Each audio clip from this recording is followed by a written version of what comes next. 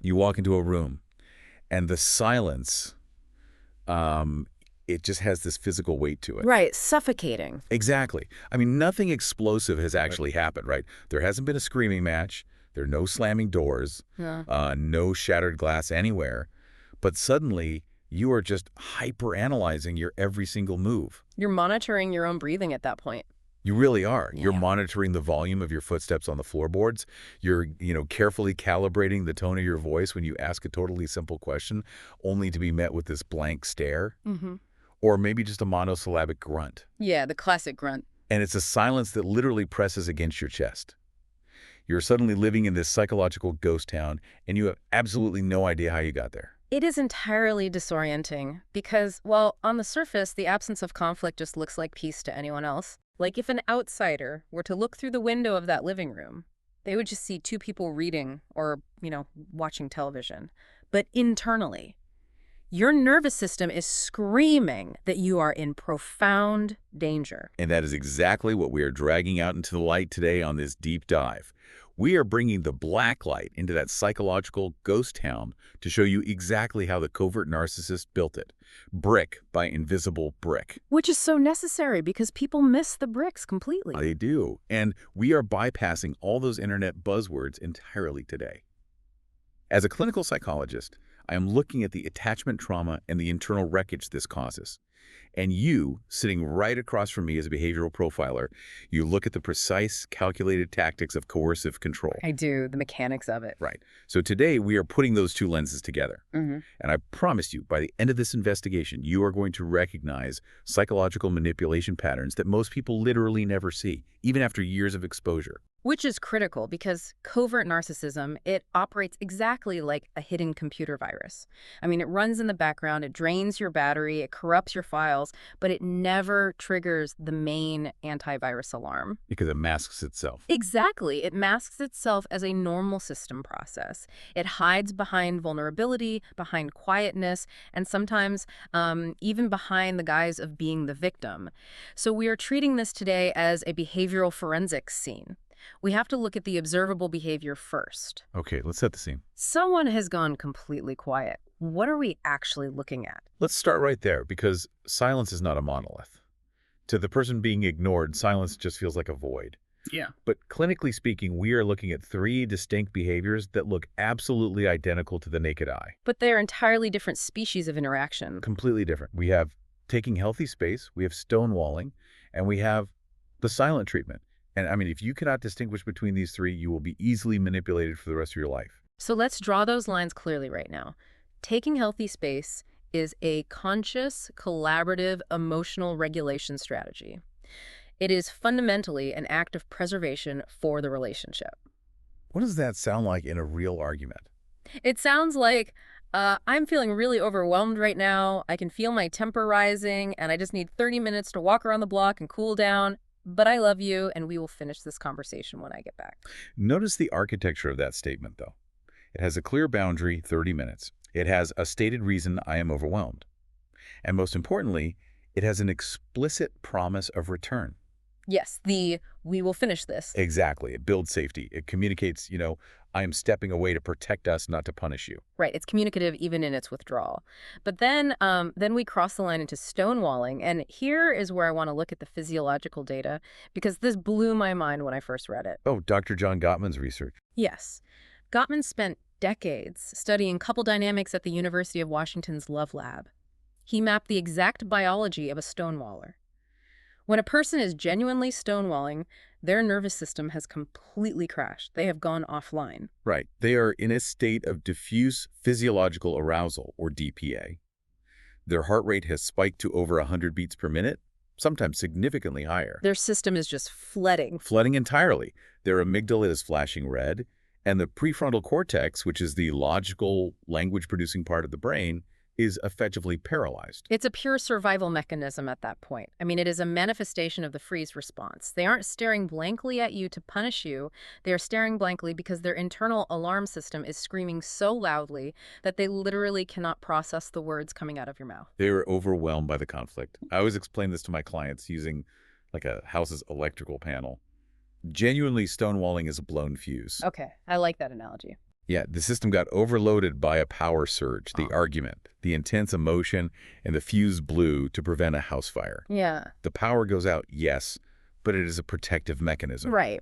The silent treatment, on the other hand, that is the homeowner calmly walking down to the basement, making direct eye contact with you, and intentionally cutting the main power line with wire cutters just to keep you in the dark. Wow. Yes, and that distinction is the cornerstone of behavioral profiling.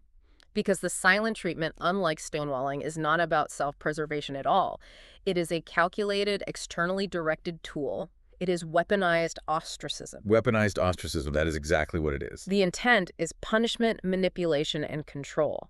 And this is where we start looking at the behavioral forensics. How do we actually prove that intent? You look at selective functionality. This is the detail that usually makes victims feel like they are completely losing their minds. Because when someone is genuinely stonewalling from emotional flooding, they are incapacitated across the board. Can't just snap out of it. No, they can't suddenly pivot and have a jovial, upbeat conversation with the mailman. But the covert abuser, giving the silent treatment, they function perfectly well. I see this constantly in coercive control cases. The target will say to me, he hasn't spoken to me in 2 days. He looks right through me like I'm a ghost. But then the abuser's phone rings. And it's a coworker Yeah. or a buddy. Exactly. And the abuser picks up, their voice is bright, it's animated, they are cracking jokes, they are perfectly articulate. It's chilling. It is. And then they hang up the phone, they turn back to the target, and those dead eyes immediately return. The silence just drops back down like an iron curtain. And that selective functionality is the ultimate diagnostic clue. Because what does that actually prove neurologically? It proves the prefrontal cortex is intact.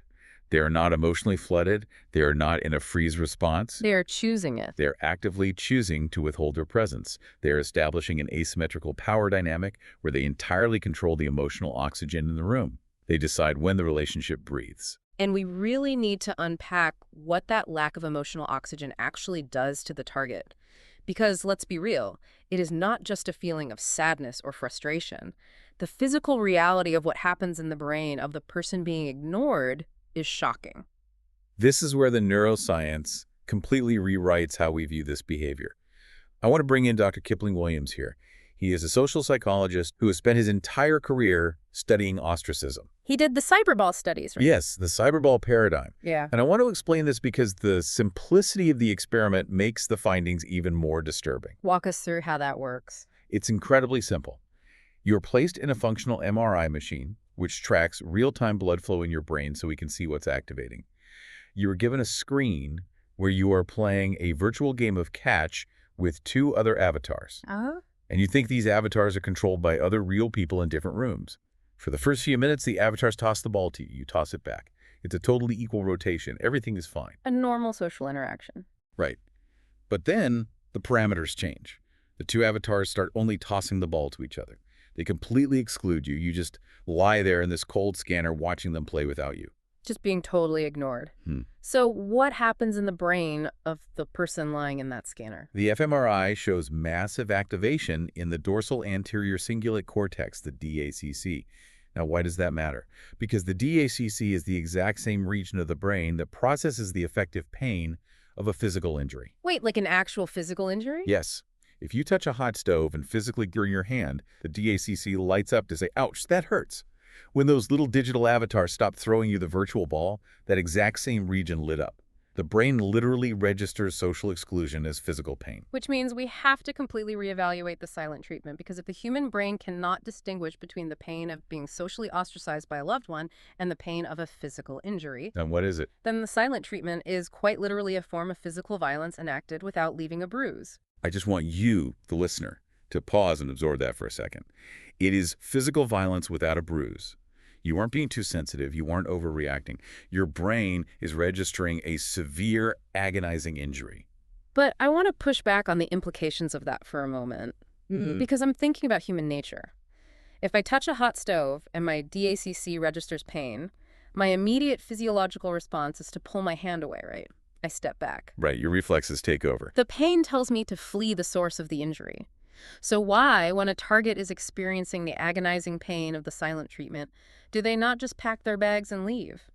Why does this specific type of pain actually make the target stay, apologize, and try to get closer to the person who is actively burning them? That is the most insidious part of this entire dynamic. And it brings us right to the emotional strategy. Oh. How does the covert manipulator use that biological pain to systematically break you down and train you? It's a training mechanism. It is. We have to look at the timeline. In the clinical literature, we track the psychological degradation of ostracism along a highly predictable arc. We call it the 72-hour resolve curve. Let's map this out chronologically, because anyone who has lived with a covert narcissist is going to recognize this exact timeline. Let's look at day 1, the first 24 hours of the freeze-out. Okay, on day 1, you actually have a fairly solid grip on reality. Yeah. This is the shock phase. And usually there's a protective flash of self-righteousness. Give me an example scenario. Let's say you asked your partner to just help with the dishes, and they give you a cold look, turned around, walked out, and the silence began. On day 1, you think, fine, be quiet, be a toddler about it. I didn't even do anything wrong. Right, you think you can wait it out. Exactly. You think, I'm going to enjoy the quiet and catch up on my Netflix show, they'll come around. Your cognitive defenses are still completely intact. You're still relying on the logic of normal human interaction. You assume it's just a bad mood. But as we cross that 24-hour mark into day 2, the silence compounds. The psychological atmosphere in the house changes. This is where epistemic instability really sets in. And epistemic instability is a clinical term for doubting your own reality and your own memory. Remember that DACC pain center we just talked about? The hot stove. Right. It has now been firing continuously for 24 hours. The prolonged activation of that pain starts to severely erode your cognitive reasoning. So what does that internal monologue look like for the target on day 2? Because it shifts drastically from that day 1 confidence. Oh, it becomes an obsessive line-by-line replay. You start scanning your memory for tiny microscopic infractions. Wait, when I asked about the dishes, did I use a harsh tone? Was I too aggressive? Did I interrupt them when they were doing something really important on their phone? Did I sigh too loudly? You are literally interrogating yourself. You take a microscope to your own behavior, trying to find any justification for their extreme reaction. And you begin drafting these elaborate apologies in your head for things you aren't even sure you did, just trying to find the precise combination of words that will unlock their warmth again. And notice what has happened to the power dynamic here. The initial issue, them not helping with the dishes, has completely vanished from the narrative. It's gone. The target is no longer thinking about the partner's bad behavior. The target is entirely focused on their own perceived flaws. The silent treatment has effectively functioned as a smokescreen, deflecting all accountability away from the abuser and placing the burden of resolution squarely on the victim. Exactly. It's a magic trick. And then we hit day 3, hours 48 to 72. This is peak craving. By this point, your nervous system is in complete crisis mode. You're physically shaking sometimes. Yeah. Yes. The anxiety is vibrating in your chest. The urge to just fix the physical pain of rejection completely overrides all logic, all of your boundaries, and honestly, all your self-respect. You are no longer trying to resolve a conflict. You are just trying to stop the neurological bleeding. You are in a state of absolute psychological surrender. And that is the exact moment right when the target is broken, compliant, and desperate that the covert narcissist will finally, gracefully break the silence. But let's look at the behavioral forensics of that exact moment, because this is vital. What invisible transaction just took place when that silence broke? What did it cost the victim? The victim paid a psychological ransom. You capitulate. You apologize profusely for a conflict that they started. You agree to a boundary violation that you previously fought hard against. Or you simply shower them with affection, practically begging for their presence. You swallow your own reality just to be allowed back into their orbit. And when you pay that ransom, and they finally look at you and say a total normal sentence like, "What's for dinner?" What do you feel? You feel a massive, overwhelming rush of relief. Your muscles untense. You can finally take a deep breath. You feel saved. But this is the crucial perspective shift that every listener needs to internalize right now. That relief you feel, it isn't connection. It isn't love. It is just this cessation of pain. And the neurobiology of that is how trauma bonds are formed, correct? Absolutely. When the silence ends, your brain, which has been starved and in profound pain for 3 days, suddenly releases a massive flood of dopamine and oxytocin. These are the reward and bonding chemicals. But it's a chemical trick. It is, because it's in response to a baseline of deprivation. You aren't actually addicted to the person you are chemically addicted to the release they provide from the torture they themselves inflicted. Think of it this way. Terrific. It is like someone forcing you to drink a slow-acting poison that causes agonizing stomach cramps. For 3 days, you were in pure agony. Then, they finally hand you the antidote. When the pain subsides, you don't look at them as the person who poisoned you. Your hijacked brain looks at them as your savior. That is a brilliant way to frame it. Right. Because the dopamine rush from the antidote completely rewrites the narrative of the poisoning in your mind. But we have to look at the long-term consequence of this. By apologizing just to make the silence stop, by drinking that antidote and literally thanking them for it, you are actively training them. You're rewarding the behavior. You are. You are teaching the predator that a 3-day freeze-out yields a softer, more compliant, more easily controlled version of you. You are rewarding the abuse. You are handing them the exact instruction manual on how to break you next time. That is a brutal realization for a victim, but it is necessary to see the machinery. Because the silent treatment doesn't exist in a vacuum, right? It isn't just a standalone tactic they use once a year. Not at all. It is the enforcement mechanism within a vast portfolio of psychological violence. Organizations that study coercive control, like SOS Violence Conjugale, have mapped this entire playbook. The silence is the stick, but we have to look at the carrots and the other tools of disorientation that surround it. Right, because if someone was just silent and cruel all the time, you would leave. I mean, nobody stays for 100% misery. The trap is built on inconsistency. Let's talk about how the silent treatment acts as an amplifier for the rest of the covert playbook. Like, people know the term gaslighting, but how does it actually function in this specific ecosystem? Most people think gaslighting is just lying. It isn't. Lying is just deception. Gaslighting is the systematic dismantling of a person's ability to trust their own perception, and it relies heavily on isolation. How so? Well, when a covert narcissist gives you the silent treatment, they're cutting you off from external reality. They're placing you in a sensory deprivation tank. So when they finally speak and they say something like, "I never said that, you're imagining things, or you're acting crazy right now," you have no anchor. You're already unmoored. Exactly. The silence has already destabilized your confidence in your own mind, making the gaslighting 100 times more effective. The isolation paves the way for the distortion. And we have to dedicate some serious time here to the absolute favorite tactic of the covert narcissist, the Darvo technique. Ah, yes. Deny, attack, reverse victim and offender. Yes. And I want to break this down conversationally, line by line, because if you don't know what this looks like in real time, it will spin you in circles for decades. Let's do it. Walk us through the scenario. Okay, let's set it up.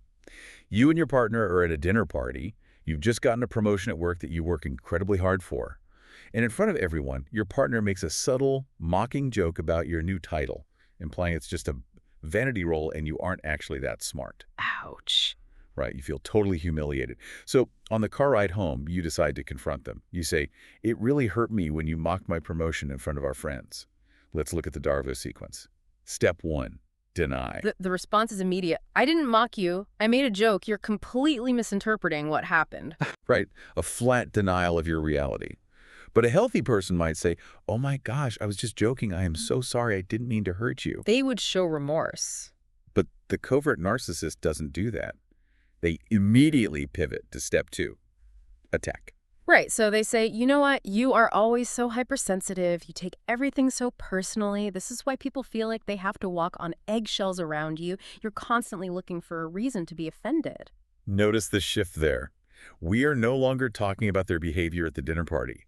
We are now talking about your character flaw, your supposed hypersensitivity. Yeah. They have put you entirely on the defensive. You're now defending your own personality. Exactly. But here is the masterful final move, step 3. Reverse victim and offender. The kill shot. They say, "Honestly, I can't even be myself around you anymore. I try to lighten the mood. I try to be fun with our friends, and I just get attacked the second we get in the car. It is exhausting being with someone who constantly criticizes me. I'm the one who should be upset right now." Just stop and look at the wreckage of that conversation. You brought up a completely legitimate grievance about being publicly humiliated. And in less than 60 seconds, through Darvo, the script has been entirely flipped. They are now the aggrieved victim. Yes, suffering under the weight of your oppressive criticism.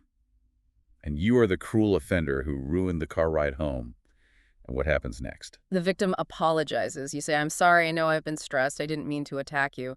You literally apologize for bringing up your own pain. And if you don't apologize quickly enough, That is when the silent treatment drops. They will use the silence to punish you for, quote unquote, attacking them, reinforcing the entire Darvo narrative. it is psychological judo.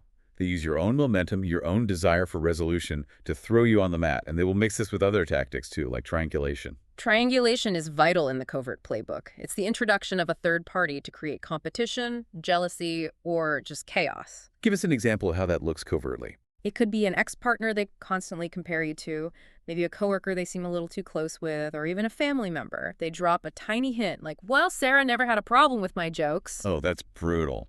Suddenly, you aren't just fighting for reality, you are fighting for your rank. You are trying to prove you are as chill or understanding as this phantom third party.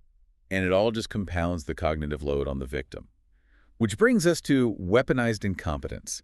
This is often seen as just a domestic annoyance on TikTok, but in the context of coercive control, it is a strict dominance display. Explain how you see that in your clinical profiling. Because I see it constantly, but people dismiss it as just being lazy. When a covert narcissist deliberately does a task poorly, let's say you ask them to handle the family scheduling for once, and they repeatedly forget doctor's appointments, or they do the laundry but purposely shrink your favorite clothes, they are just being lazy. They are training you. They want you to take it back. They are teaching you that relying on them carries a severe penalty. They want you to say, fine, it's easier if I just do it myself. They shift the entire mental load and domestic burden onto you while simultaneously maintaining plausible deniability. I tried to help, but I'm just not as organized as you are. Exactly. It's a way to extract labor while maintaining the facade of a well-meaning bumbler. So we have Darvo, triangulation, gaslighting, weaponized incompetence, all enforced by the constant threat of the silent treatment. It is an overwhelming arsenal. But this raises a question that I know you hear constantly in your clinical practice. Who actually falls for this? That is the million-dollar question. Because the societal stereotype is that victims of emotional abuse are weak, passive, naive individuals who just lack self-esteem. And that stereotype is not only completely wrong, it actively prevents people from recognizing they are being abused because they think, I'm strong, I have a career, this can't be happening to me. The clinical data shows the exact opposite. Covert narcissists do not target the weak. No, they don't. The prime targets for this specific type of highly sophisticated psychological manipulation are highly capable, highly competent, driven women. Why is that? What makes a driven, successful person the ideal prey for this type of predator? We have to look at the socialization trap. Driven women, particularly in our culture, are often socialized from birth to be the ultimate problem solvers. They're the caretakers, the peacemakers, the ones who hold the family together at all costs. They carry the mental load. They possess an incredibly high capacity to take on emotional labor and manage complex, difficult situations. Furthermore, they're usually highly empathetic. And empathy to a predatory personality is not a virtue, it is an exploit. It's an open port in your firewall. Exactly. The covert narcissist knows that a highly driven, empathetic woman will not view a fractured relationship as a reason to leave. She will view it as a project she needs to manage. She'll try to fix it. She will view their silence, their moodiness, their trauma as a puzzle she is uniquely qualified to solve. She will buy the books, she will suggest the therapy, she will twist herself into pretzels to communicate better. The narcissist exploits her absolute refusal to fail at the relationship.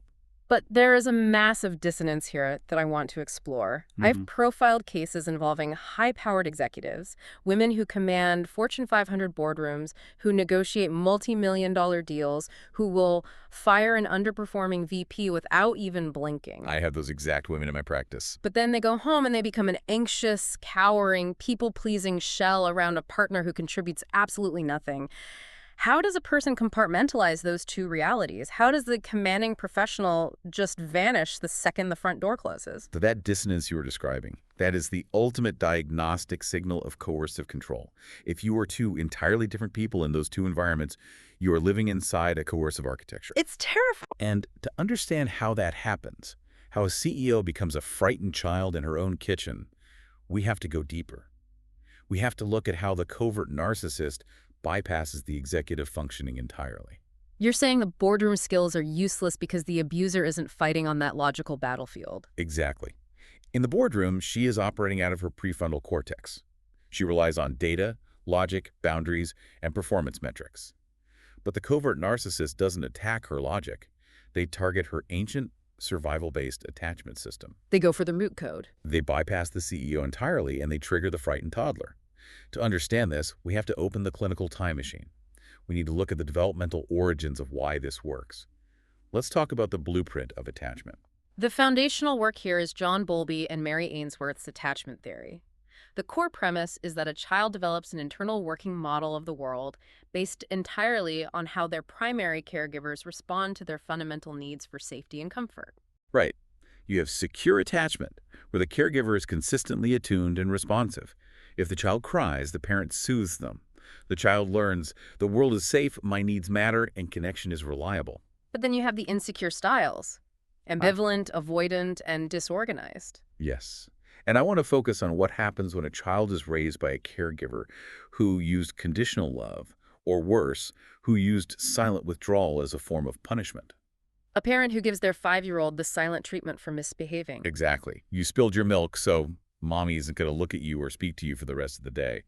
To an adult, that might just seem like harsh old-school discipline.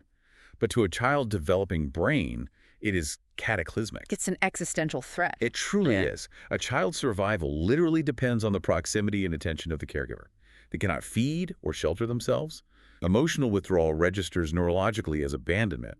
And to a child, abandonment equals literal physical death. So they develop a hypervigilant nervous system. They become experts at reading the micro-expressions of the adults around them, trying to predict the weather so they don't get caught in the storm. Yes, they become master emotional monitors. And this is where the clinical concept of parts work becomes so illuminating. Fast forward 30 years. This child is now that 35-year-old CEO with the 401k and the mortgage. The powerful executive. Right. Her partner gives her the silent treatment because she asked him to do the dishes. Yeah. In that moment, she is not reacting as a 35-year-old adult. The stress of the ostracism shuts down her prefrontal cortex, and a terrified 4-year-old part of her psyche takes the wheel. The inner child is triggered. Deeply triggered. That 4-year-old part believes that if this silence continues, she will die. The same old survival panic floods her system, so a protective psychological part steps in. And what is that protector's only strategy? The exact same strategy that worked when she was 5. Yes. People pleasers, fawn, apologize, make yourself small, anticipate their needs, do absolutely whatever it takes to ensure survival and restore connection with the caregiver. It is a trauma response masquerading as conflict resolution. She thinks she's just keeping the peace, but she is actually fighting for her psychological life against a phantom threat from her past. And the covert narcissist intuitively senses this blueprint. They play the role of the withholding parent flawlessly. But this brings up a complex psychological mystery, one that often traps highly empathetic victims. What's the mystery? If we look at the perpetrator, the covert narcissist, very often, they also suffered severe childhood trauma. That is undeniably true in the profiling data. Many abusers were subjected to the exact same punitive silence, the same conditional love, the same chaotic environments when they were children. They learned that vulnerability is dangerous. They learned that the person who cares the least holds the most power. So they learned to weaponize withdrawal as a defense mechanism to ensure they are never the one left feeling exposed or abandoned again. They strike first with silence. Exactly. And when the empathetic victim realizes this, when they see the wounded child inside the abuser, their empathy goes into overdrive. They think, he isn't evil, he's just traumatized. I can love him out of this. But wait, let me jump in. Stop right there. Because I have to interrupt this line of thinking. This is where my clinical stance becomes absolute rock. We must be incredibly careful with this realization. It's a dangerous trap. It is. Understanding an abuser's childhood trauma explains the blueprint, yes. It explains how they learned to lay the bricks. It explains the origins of their pathology. But it does not excuse the psychological prison they are actively building to entrap you today. The intention may stem from past trauma, but the impact in the present is still profound abuse. Exactly. Having trauma is not a free pass to traumatize others. Being wounded does not give you the right to bleed all over someone who didn't cut you. The target spends years trying to heal the abuser's inner child, while the abuser is systematically destroying the target's adult life. It's a tragic cycle. Explanation is not exoneration. It simply reveals the mechanics of the behavior. And speaking of those mechanics, We need to shift our profiling environment right now. We've looked at the living room, we've looked at the childhood bedroom, but what happens when this exact same psychological predator operates outside the home? Let's do it. Because covert narcissism doesn't just destroy marriages, it destroys careers. Let's move to the societal layer and look at what happens when the person cutting the emotional power line is your boss. I am so glad we are going here. Because if you are listening and thinking, well, my partner is great, so this doesn't apply to me, I guarantee you have encountered this in the workplace. Let's look at industrial organizational psychology. The corporate battlefield. The silence in the boardroom is just as devastating as the silence in the kitchen. We use metrics like the Workplace Ostracism Scale, or WOS, to track this. The literature on effective events theory shows how seemingly minor interpersonal interactions dramatically alter an employee's performance and psychological well-being. Give me a specific example of how workplace ostracism manifests, because it's rarely as overt as someone screaming at you in a meeting. Right. It is entirely covert. Think about this scenario. You are in a high-stakes meeting. You are giving a presentation you worked on for weeks. As you speak, your boss deliberately looks down at their phone, starts scrolling, and absolutely refuses to make eye contact with you. Ugh, the worst feeling. We call this supervisor phubbing. Or, here's another one. You walk into the break room, and two colleagues immediately stop talking, look down at their coffee cups, and walk out. Sudden chill. Or you send 3 emails asking for critical input on a project, and you are met with absolute radio silence from leadership while they are replying instantly to everyone else on the chain. On paper, it just seems like petty office politics. If you went to HR, they might say, well, they were just really busy. But it does. It is the exact same operating system of control. And the impact on power dynamics within an organization is profound. Workplace ostracism systematically destroys a psychological metric called organization-based self-esteem, or OBSE. OBSE, break that down for us. OBSE is an employee's core belief in their own value, competence, and worth within the specific context of that company. You might have high self-esteem globally in your life, but if your boss is a covert narcissist who uses the silent treatment, your OBSE plummets. You feel worthless at work. You start believing you are incompetent, dispensable, and invisible. And what happens to a low-power individual, an employee whose self-esteem is being crushed by a high-power individual like a boss? They enter a state called defensive silence. And this is the great tragedy for companies that harbor these leaders. An employee in defensive silence stops pitching innovative ideas. They withhold critical feedback. They just shut down entirely. If they see a fatal flaw in a project, they won't speak up because they are terrified of drawing the eye of Sauron. They put their heads down, do the bare minimum to survive, and try to protect themselves from further rejection. It crushes creativity, it destroys psychological safety, and it accelerates severe burnout. Which proves the ultimate point we've been making. Whether it's a marriage, a friendship, or a Fortune 500 company, the covert narcissist uses ostracism to establish an asymmetrical power balance. They hoard the power. They hoard the power of acknowledgement. They decide who exists and who doesn't. By doing so, they force the target into a state of chronic, desperate insecurity. It is a universal operating system of control. So we've diagnosed the disease. We see how it works neurologically, emotionally, and environmentally. Now we need the antidote. We're entering the phase of tactical empowerment. Let's give them the tools. How do you actually break the coercive architecture? To break out, we have to completely change the paradigm of how we view the abuse. We have to look at Dr. Evan Stark's concept of coercive control. Stark argues that this kind of abuse isn't a series of discrete, explosive incidents. It's not just a fight on Tuesday and a fight on Friday. Exactly. It is a total control environment, a pervasive atmosphere. But here is the most chilling part of Stark's theory. That environment is constructed largely through the target's own adaptive behavior. Meaning the victim builds their own cage. Yes. You edit yourself to become smaller and safer. You stop seeing certain friends to avoid triggering your partner's silent, brooding moods. You stop bringing up your needs because it's just not worth the 3-day freeze-out. You're managing their emotions. You curate your entire existence to prevent their withdrawal. You become the warden of your own psychological prison. To break out of that cage, we have to dismantle the 72-hour curve. The target has to disrupt the cycle before capitulation. I want to give the listener actionable forensics right now. Yeah. If you are in this dynamic, I'm going to give you the exact step-by-step protocol to survive the freeze-out without cracking. We're going to treat this like a tactical operation. Walk us through it. Let's start with day 1. The moment the silence hits, the very first thing you must do when you are alone in a room is state aloud. An act of silent withdrawal is occurring. Why state it aloud? Why not just think it in your head? Because speaking, it breaks the dissociative fog. Ostracism creates this surreal, dreamlike state of anxiety. By using your vocal cords and stating an objective fact into the air, you anchor your brain in reality. You are naming the ghost. I love that. Name the ghost. Then you take action.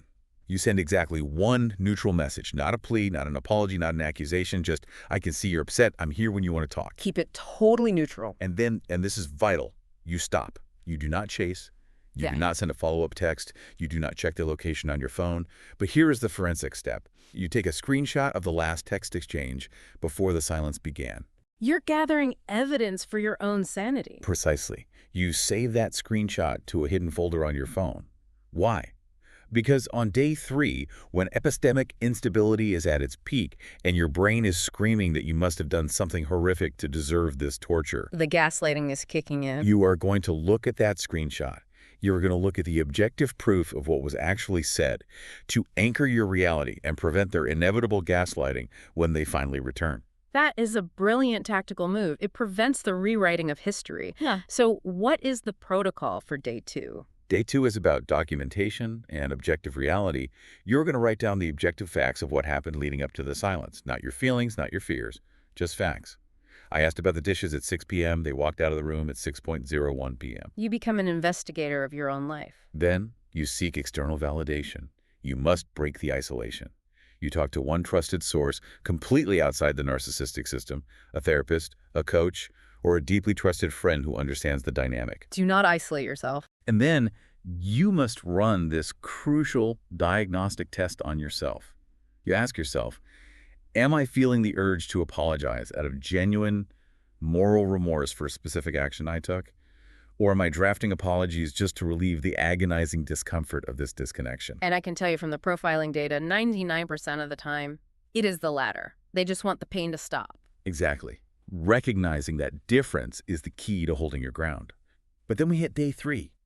Peak craving. Your attachment system is convinced you are going to die. The urge to capitulate is overwhelming. The body is taking over.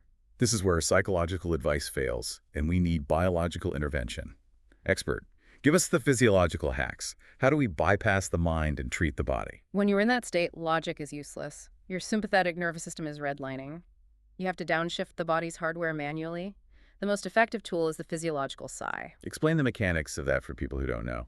It's a specific breathing pattern.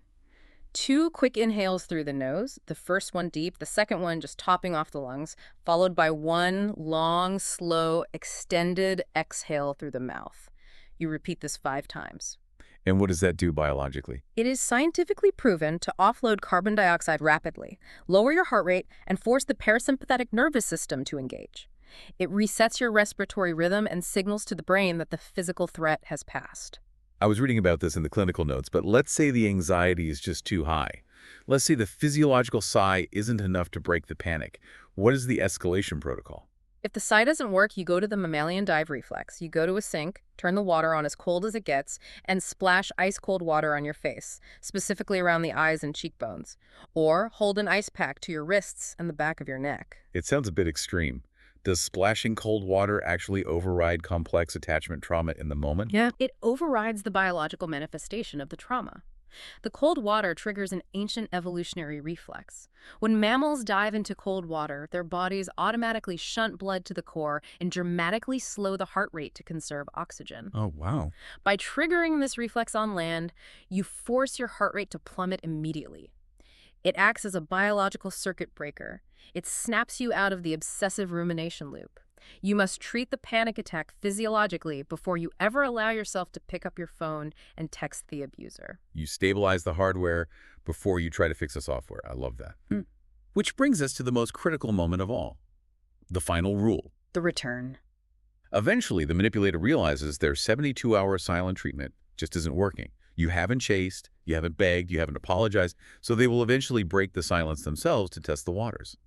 When they finally speak, do not reward the reentry. This is where most targets fail. The relief washes over them and they reinforce the trauma bond. They say, oh my God, thank you so much for finally talking to me. I was so miserable. I missed you so much. Don't do that. Saying thank you teaches the predator that withdrawal earns warmth.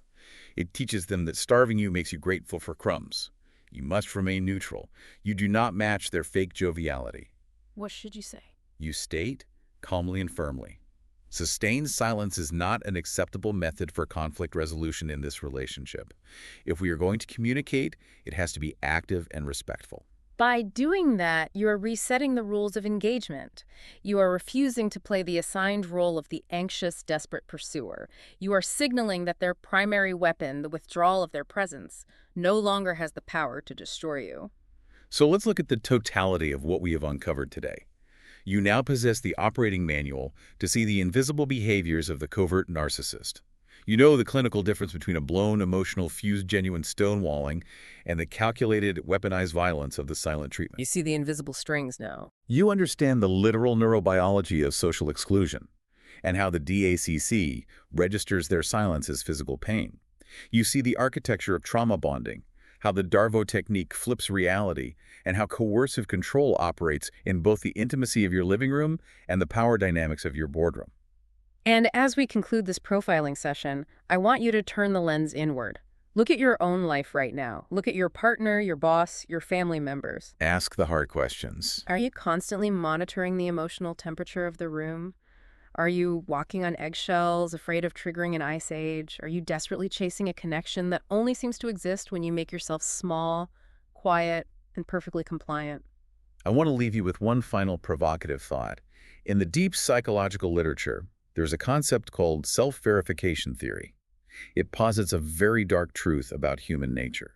That we seek out what's familiar. Yes, that humans subconsciously prefer interactions that confirm their existing self-view, even if that self-view is deeply, terribly negative. It's the familiarity of the pain. Exactly. If your childhood trauma, your blueprint of attachment, taught you that your needs are a burden. If you learned early on that you are inherently unworthy of consistent, unconditional love, does the covert narcissist's silent treatment perversely feel like home? Wow. Does the agony of their rejection feel strangely comfortable to your nervous system because it actually confirms your deepest, darkest insecurities about yourself? That is the ultimate invisible transaction. You accept the silence because a part of you believes it is exactly what you deserve. So the question for you to mull over today, the question to sit with in the quiet moments is this. If the silence feels like home, it is time to move. Who could you become? What kind of life could you build if you finally stopped letting someone else's silence dictate your volume?